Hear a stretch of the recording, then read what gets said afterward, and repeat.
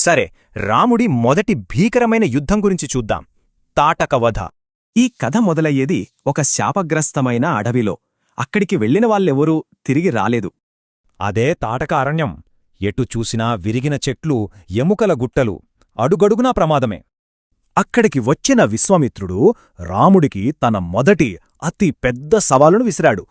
అయితే ఒక స్త్రీని ఎలా చంపగలను? రాముడి మనసులో పెద్ద సంఘర్షణ మొదలైంది. విశ్వామిత్రుడు అసలు నిజం చెప్పాడు. ఆమె స్త్రీ కాదు, ధర్మాన్ని నాశనం చేసే ఒక పెనుశక్తి. ఇంతలోనే చెవులు బద్దలయ్యేలా ఒక గర్జన కళ్లముందు ప్రత్యక్షమైంది తాటక.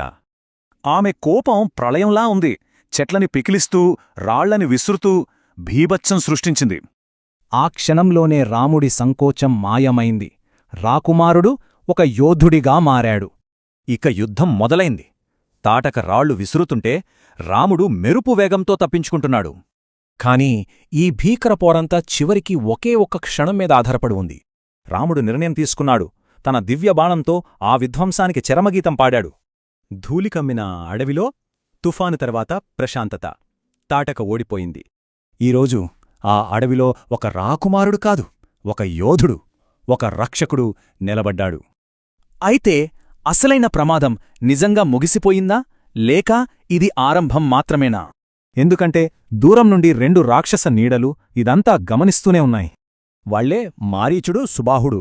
రాముడి అసాధారణ శక్తిని వాళ్లు కళ్ళారా చూశారు. ఈ యజ్ఞాన్ని వాళ్ల నుండి రాముడు ఎలా కాపాడతాడో ధర్మయుద్ధం ఇప్పుడే మొదలైంది.